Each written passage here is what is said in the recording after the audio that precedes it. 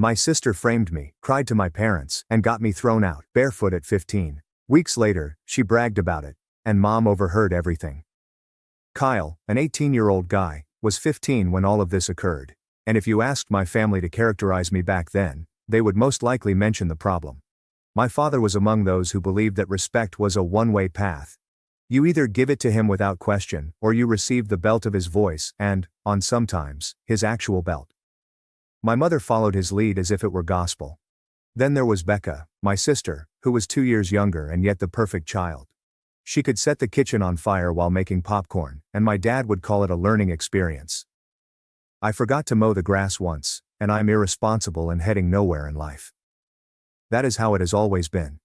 Everything she did was forgiven. Every action I took demonstrated that I was doomed to make mistakes. If she passed an exam, it was because she was diligent and intelligent.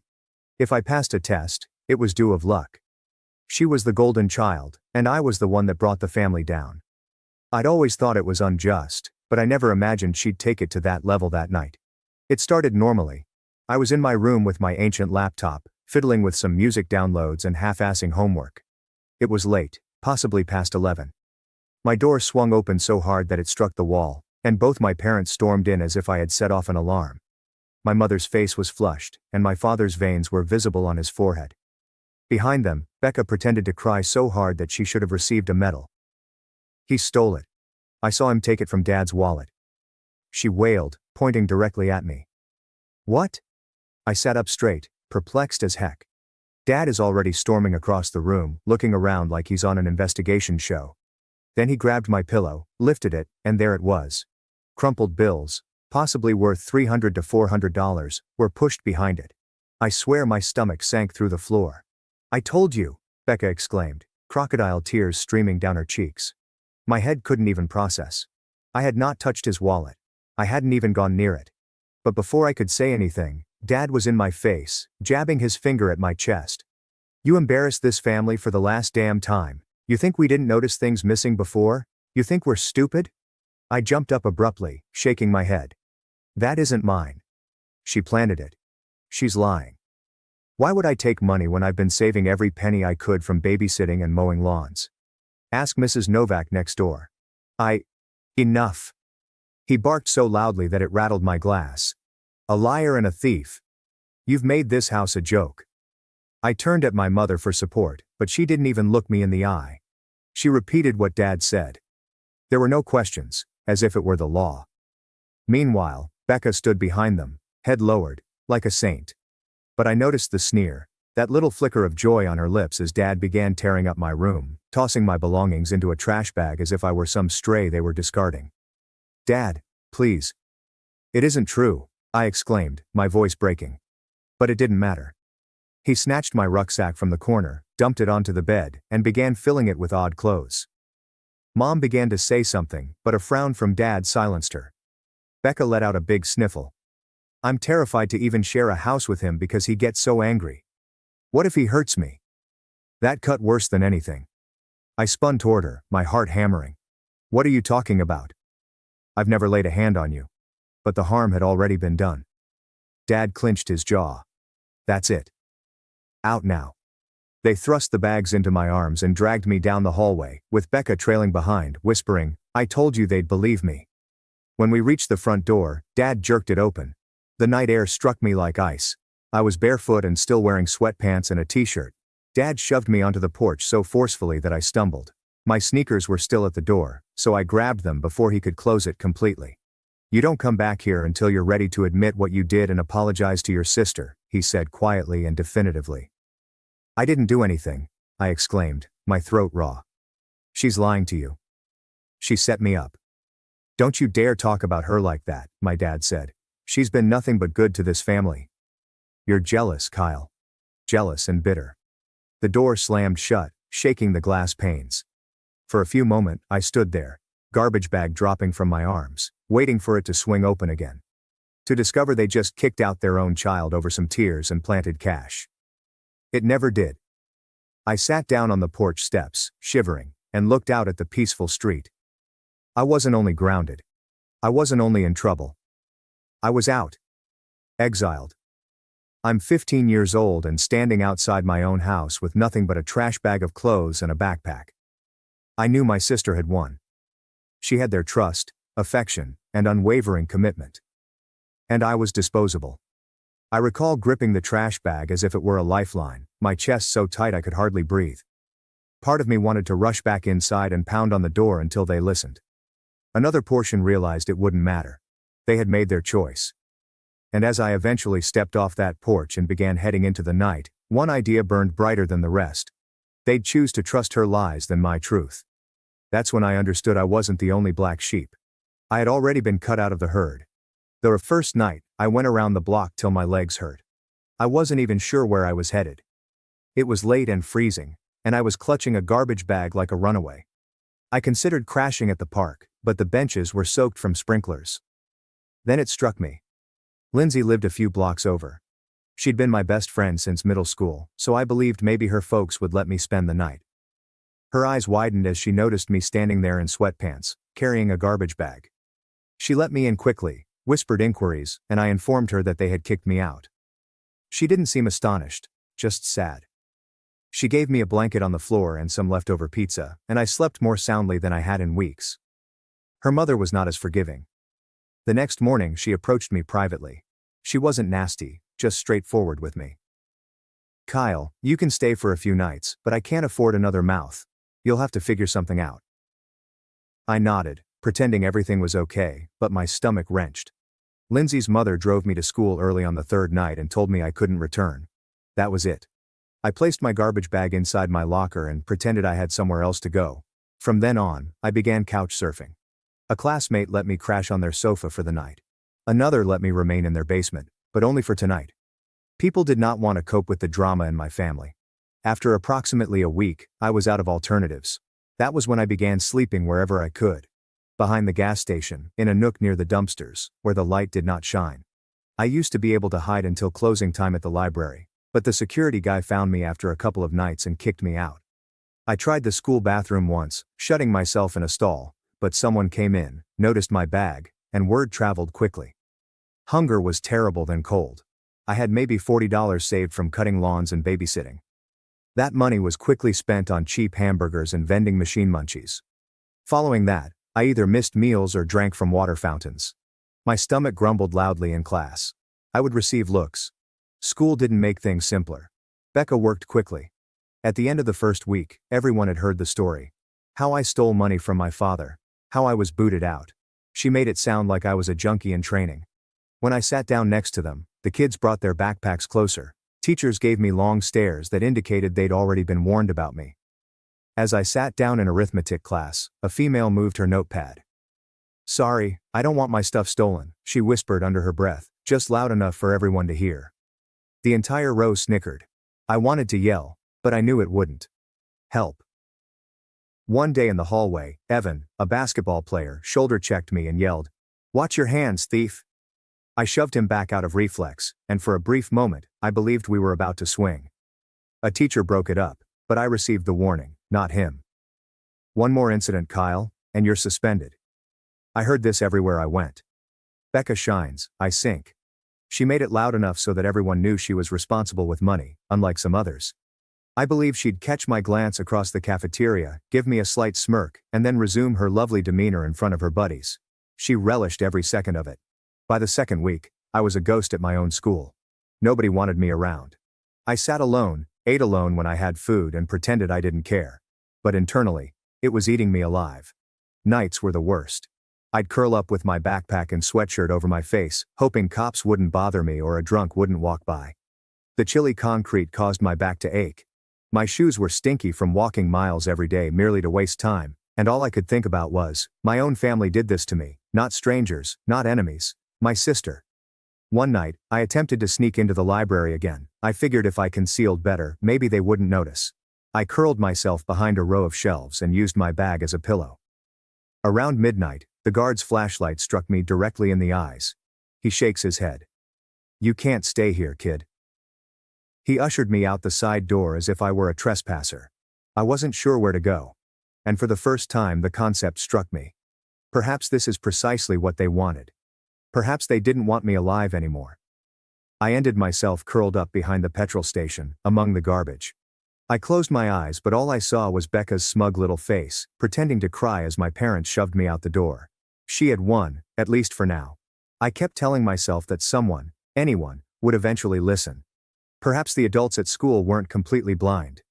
Perhaps one of my family would truly have a backbone. I was mistaken. It all started with my father finding me. I'm not sure how he knew where I was. Perhaps Becca told him. Perhaps he just drove around till he saw me. I was seated on a park bench with my hoodie drawn tight, when his car's headlights struck me. He came up so fast I feared he was going to run me over.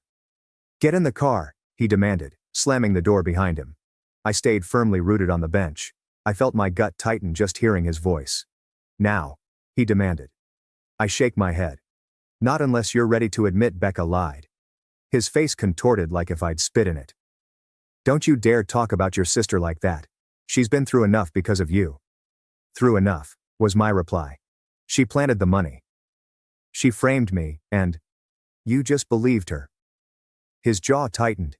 He took a step closer, pointing his finger at me as if it were a weapon. "You're going to come home. You're going to admit what you did, and you're going to apologize, or I'll call the police and tell them you've been stealing from stores, begging for money on the street. Do you understand me?" I clenched my purse's latch. "I am not coming home to be treated like garbage again. You can call anybody you want, but I'm not going to admit to something I didn't do." For a brief moment, I believed he was going to swing at me, his fists curled and his face hot. But then he swung around, went back to the car, and took off, leaving me shaking. That was the moment it hit home. He did not want the truth. He only wanted control. The next day at school, I approached the counselor. I thought, hey, maybe they'll believe me if I just lay it all out. I sat in that office, my heart racing. I told her everything. How Becca placed the money, how she brags about it, and how my parents kicked me out. She listened, nodding with that blank expression counselors have. When I finished, she sighed. "Kyle, I understand you're under a lot of stress, but accusing your sister without evidence isn't going to help. Your parents already spoke to us. They're concerned about your behavior. They claimed you were unstable." Unstable? That word affected me the most, as if I were a ticking bomb rather than a youngster camping outside gas stations. "I'm telling the truth," I explained, my voice quivering. She simply shook her head. "Focus on your schoolwork. The best way to show your family you're trustworthy is through your actions. So, basically, suck it up." That's what she intended. I attempted one more angle. I contacted my aunt from a payphone outside the supermarket. She picked up cheerfully until she heard me speak. Her tone changed as soon as I told what had transpired. "Kyle, this isn't something I can get involved in. Your parents are doing what they think is best. Maybe if you just said, sorry." I hung up before she could finish. My own blood did not want to touch this trash. Everyone wanted the easy version of the story. Kyle is incompetent. Becca is perfect. Case closed. That night, I sat outside the petrol station, back against the wall, sipping water I'd filled in the bathroom sink, hoping to feel something in my gut. A neon sign buzzed overhead. Cars drove in and out, and I sat there, unseen. Then I heard the voice that I despised the most. "Wow. Didn't think you'd last this long out here." I looked up, and there she was. Becca was holding a Pepsi, casual as heck, as if she were simply passing by to say hello. I glared. "Why are you here?" she asked, smirking. "Curious, I guess. I wanted to see how long it would be before you crawled back." My fists clenched. "Why are you doing this to me? You think you had it rough? Try being me. Mom and Dad never let me slip. Not once. Every grade, every chore, every little thing I did was compared to you. If I messed up it was, don't be like your brother." That's all I ever heard. I frowned, but she continued, her voice low and steady. "Now for once. I don't have to be perfect. I don't have to prove anything. All I have to do is not screw up like you. And honestly, that's easy. I'm not giving that up." "You're sick," I mumbled. Her grin broadened. "What's really sick is how easy it was. Everyone already thought you were the screw-up. I just gave them proof." I wanted to shout, shove her, or something, but she leaned in, her voice lowering. "And if you keep pushing it, if you keep running your mouth about me, I'll make up something even worse. And then you won't just be homeless, you'll be locked up."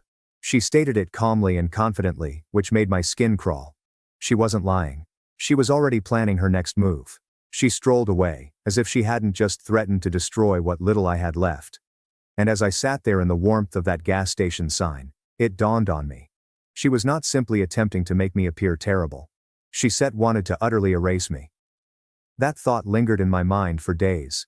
Every time I tried to sleep behind the gas station or strolled around to waste daylight, it played back in my mind like an echo. Becca wasn't simply glad I was gone. She wanted to eliminate me like if I never existed. By the third week, I had sunk lower than I had imagined imaginable. My cash was gone. My phone died. And I hadn't had a real meal in 2 days. I lugged the garbage bag everywhere: school, bus stops, and parking lots. It wasn't even closed anymore. It was like a sign around my neck. Homeless loser. One night, I attempted to hide again in the school library. I reasoned that if I hid deeper behind the shelves, I might be able to avoid detection. Around midnight, a flashlight beam struck me directly in the face. Security grabbed my arm and marched me outside. "I already told you, you can't sleep here, kid. Try this one more time and I'll report you. Then you'll be suspended," he stated with a smirk. It began to rain shortly after.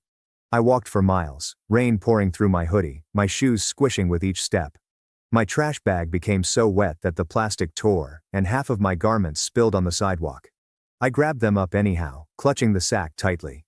Even though everything smelled of mildew, I ended up under the awning of a closed laundry. My stomach clenched with hunger, the type that made you lightheaded.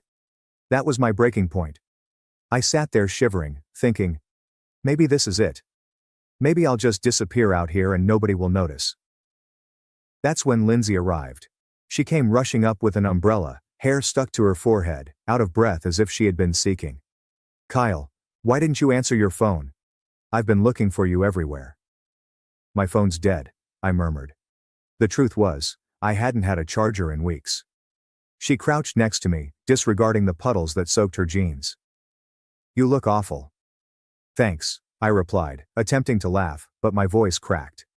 She placed a crumpled envelope into my hands. "Here, take it." I frowned. "What is it?" "Just open it." Inside was about $60, largely in little banknotes. My throat clenched. "Lindsay, I can't." "You can." She cut me off. "It's my allowance." "I don't need it." "You do." I could not even speak. I simply nodded, hugging it as if it were the most precious thing in the world. She looked around and lowered her voice. "There's something else. Becca bragged at a party. I heard her. She told people she planted the money, that she set you up." My head snapped toward her. She admitted it. Yeah, but nobody believed her. They thought she was showing off. Some even said, "Even if it was true, you probably deserved it." It was like being kicked in the chest. Deserved it. That's what people thought of me. I rose up and paced under the awning. "If I can get someone to back me up, they won't," Lindsay remarked quietly. "She's too popular. Nobody wants to cross her. They all think you're already a lost cause." The quiet between us said everything. It wasn't only my parents. Everyone had written me off. That night, I sat in the laundry doorway, dripping wet, my clothes stinking, and my stomach churning. As I glanced at the street, something within me hardened. If no one was going to stand up for me, I would have to do it myself.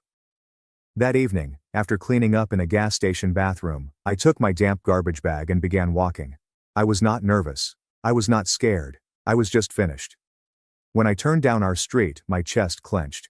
The house looked the same as before: white siding, flower pots on the porch, the place I grew up in. But it wasn't mine anymore. I waited there for a long time, rain dripping down my hood, before heading up the driveway. I was going to walk through that door and make them hear me. Whether they liked it or not, my fist struck the door 3 times, loud enough to sting my knuckles. For a little moment, nothing happened. Then footsteps. The door creaked open, and there was Becca, as if she had been waiting. Her brows rose and twisted into a sneer. "Well, look who crawled back," she explained. I shoved past her before she could stop me. My wet shoes creaked across the hardwood. "I'm not here to stay. I'm here to talk." My mother's voice echoed through the main room. "Kyle." A second later she appeared, drying her hands with a dish towel. Dad followed, arms folded and his face already red. "Out now." "No," I replied, chest heaving. You're going to hear me this time. You've believed her lies long enough. Tonight, you're going to hear mine. Dad took a step forward, looming above me. Watch your tone. You don't get to barge into this house. And watch my tone? I said, louder than I intended. You threw me out with a trash bag because Becca cried and waved a couple bills around. You didn't even ask for my side. Not once. Because we know you, Dad replied sharply.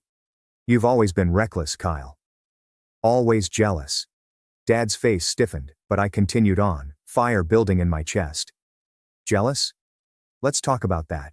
Remember when she copied my science project? Teacher called home and you punished me for making her cheat. She cried and you believed her, always the same story. She's the angel, I'm the screw-up. Doesn't matter what actually happened. Dad clenched his jaw. For a fleeting second, I seen something spark in his eyes. He knew I was correct. He knew it. But rather than admitting it, he doubled down. He took a step closer, the smell of aftershave and wrath reaching me. Don't you stand here and disgrace your family. You've done nothing but pull this house down since you were a teenager. You want me to acknowledge we favored her? Fine, we did. But she earned it. She keeps her grades up, helps your mother, and stays out of trouble. You can't even keep a roof over your head. The words landed harder than a fist. My fists curled, but I forced myself to remain upright. I can't keep a roof because you threw me out, because she framed me, and you believed her without a second thought. Behind him, Becca leaned against the wall, sipping from a glass of water as if watching TV, a sneer on her face. I turned toward her. Go on. Swear right now you didn't plant that money. Look me in the eye and swear it. She tilted her head, lips twitching as if she was about to laugh. Sure, I swear, she responded, her voice full of sarcasm. I pointed at her, my voice breaking. You hear that? You can't even take her seriously. She's lying to your faces, and you're still falling for it. Dad's face turned hot, and his hands curled again. Then, out of nowhere, he grabbed a glass from the table and threw it at me. His aim was off, but it blasted on the wall directly close to my head. Shards came down, cutting my arm and cheek. Blood dripped down, but he only pointed at the door, his voice low and quivering with wrath. Get out before I call the cops and tell them you broke in. You want to keep making scenes? Fine, you can do it from a jail cell. I steadied myself, my breath ragged, my chest thumping, my throat burning, but I refused to cry. You've made your choice, I remarked quietly. You picked her. You always pick her. One day you're going to see her for what she is. And when that happens, don't come looking for me. The room fell silent, except for Becca's gentle chuckle. Wow, she said under her breath, shaking her head. Drama much. I retrieved my luggage from the floor and turned toward the door. Every step felt heavy, as if I were dragging chains, but I did not stop. At the threshold I swung around one more, staring at everyone, my parents transfixed, Becca smirking. You think I'm the problem? Fine. But when the truth blows up in your faces, remember this moment. Remember I warned you. Then I wrenched the door open, went into the darkness, and slammed it behind me. The cool air hit me in the face, combining with the sting of the shallow wounds down my arm. I walked quickly, mouth hard, as if putting enough distance between myself and the home would allow me to breathe again. I got halfway down the block before I heard footsteps. Quick and irregular, as if someone were jogging to catch up. Wait up, bro. I spun around, heart pounding. And there she was. Becca, jogging behind me, calm as usual, her face shining in the dark light of the street lamp. She was smiling as if this were a game for her, as if Dad hadn't just tried to shatter me with a glass seconds before. As Becca stepped onto the porch, I thought I heard the screen door squeak behind her, but I was too preoccupied with her smug smirk to notice. My stomach flipped. What do you want now? I demanded, my tone sharper than intended. She slowed to a walk, slipping her hands into her hoodie pocket with a relaxed posture as if she were going for a late stroll. Relax. I just wanted to see how far you'd actually take this. I glared at her, my fists tightening tight as my arms ached from the cuts. Farther than you think. I'm done letting you run the show. Her grin grew, her teeth catching in the streetlight's radiance. You still don't get it, do you? Nobody's ever going to believe you. You can scream, cry, bleed all over the sidewalk, it won't matter. To them, you'll always be the screw-up. And I'll always be the one they're proud of. Proud? I sneered, shaking my head. You destroyed me. Destroyed you? She repeated, twisting her head as if I had uttered something amusing. Then her voice lowered, crueler. I didn't destroy you. I just gave them proof of what they already believed. That was the smartest thing I've ever done. My stomach turned. My chest tightened. Say it again, I said, moving closer. She leaned in, her voice a whisper, as if she wanted to enjoy every word. I framed you. I planted the money. And I'd do it again. Watching you beg while I win. That's the best part. The words sliced through me like a razor.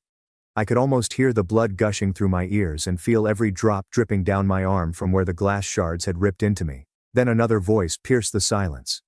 Excuse me. We froze like statues. Mom stood on the edge of the porch step. Her face was pale, and her arms were crossed tightly across her chest. She must have followed Becca out without us noticing. For once, her eyes were not filled with rage toward me. They were focused on Becca. What did you just say? Mom said, her tone stern, as if she didn't recognize the daughter in front of them. Becca stiffened, the smirk slipping straight off her face. Mom, it was nothing. He's twisting it. Don't lie to me, Mom said, walking down onto the sidewalk. Her voice shook, but her expression was dead serious. I heard you. You admitted it. You said you planted the money.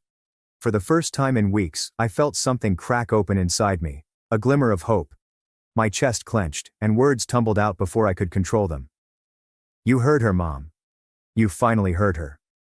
Becca's mouth opened, and then closed again. There are no excuses, phony tears, or quick spins on the story. She was rattled. The screen door smashed against the frame, and Dad stormed onto the porch, his words echoing around the yard. What's going on? Mom turned to face him, her hands shaking. She admitted it, Martin. She just admitted she framed Kyle. Dad blinked, his face losing color. His pace slowed as he approached the bottom of the porch, as if he wasn't sure he wanted to hear the response. He looked at Becca, his jaw set. Is that true? Becca's lip twitched. She looked between me, Mom, and Dad, panic flashing through her eyes. Her fingers fidgeted within her hoodie pocket, clawing at the fabric. She opened her mouth as if to deny it again, but her expression twisted, and the words came out like venom. So what if I did? I had to. You two always leaned on me to be the perfect one, the example. I couldn't risk him screwing that up, so I took care of it. I made sure he was the one you gave up on. Her voice cracked with the final words, but the harm had already been done. The hush that followed made the air feel dense. Mom staggered back, her hand reaching for her mouth. Oh my God. Tears streamed down her cheeks, and her body shook as if she had just been sucker punched. Dad's jaw tightened, and his hands curled again, this time at her rather than me. His face was flushed, his eyes steely, as if he were looking at a stranger in his own home. You ruined your brother's life, Mom murmured, her voice hoarse.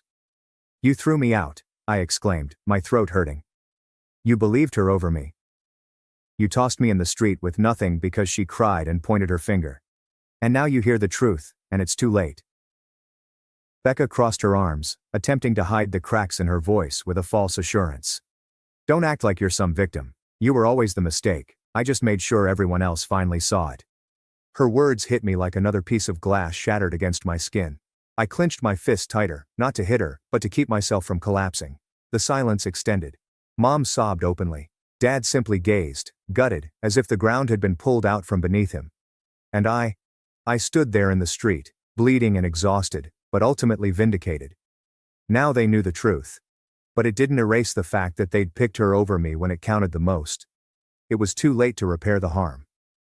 The yard fell silent following Becca's confession. Mom froze, tears streaming down her cheeks. Dad seems to have lost his composure. Becca attempted to cross her arms and appear tough, but her hands shook. For once her little act did not work. I walked forward, drying blood streaking on my arm from the glass pieces that had cut me.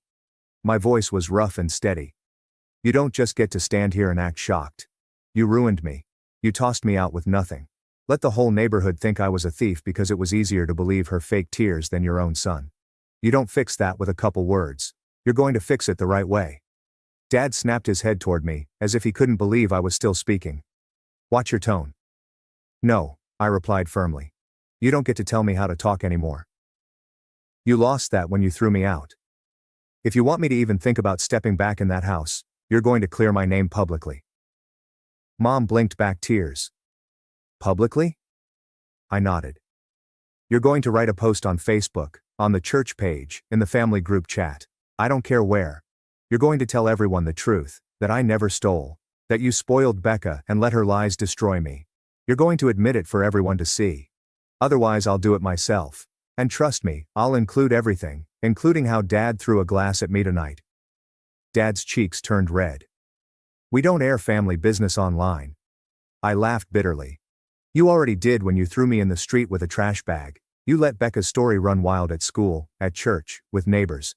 You were fine letting everyone whisper about me. Now you're going to be fine undoing it." Mom's weeping intensified. She turned to Dad, her voice breaking. "Martin, he's right. We did this. We let it happen." She waited for him to respond as she always did. But he remained stiff, fists tight, and no words came out. For the first time, his silence did not protect her. It dragged her down with him. Mom had always been obedient to Dad's instructions. She repeated every penalty, rule, and phrase he had spoken. But tonight, his silence wasn't sufficient. He was losing control, and she recognized it. Her hands shook as she took out her phone. "If you won't say it, Martin," she muttered, "then I will." Dad's look pierced through her, as if she had betrayed him. But she did not stop. Her fingers trembled as they lingered over the screen. "Tell me what to write," she asked me. Becca's head jerked towards her. "What?" "Mom. You can't." "Quiet." Mom snapped, her voice shrill. "You did this. You brought us here." I walked closer, heart racing, and dictated slowly. "We need to apologize publicly. Our son Kyle was wrongly accused of stealing. The truth is our daughter Becca framed him and we believed her. We spoiled her, protected her, and let her lies destroy his reputation. We failed as parents. And Kyle deserves to be seen for who he really is, not the scapegoat we made him." Mom typed every letter with her hands trembling. Dad stood straight, his face hard as stone. But he did not stop her. She hit the post. The words were out there. The damage could not be undone. Within minutes her phone was buzzing with notifications. Comments poured in from relatives, church members, and even neighbors. "We did not know. I'm really sorry, Kyle. It takes guts to admit this." Dad's face became pale as more and more piled up. He was aware that his iron control had been lost. Becca snapped. "You just ruined my life," she exclaimed. "Everyone's going to hate me now." Dad rounded on her, his voice low and threatening. "No, Becca. You ruined your own life." Her face collapsed for the first time. There was no grin or phony tears, only panic. I stood there, bleeding and drained, yet lighter than I had felt in months. "You wanted me gone, Becca. You wanted me erased. Now it's your mask that's erased. Everyone knows who you are." She stared at me, yet her voice was shaky. "You think they'll ever forgive you? You'll always be the one who caused drama." I came closer, my gaze fixed on hers. "No. I'll be the one who survived it. You'll be the liar who got caught."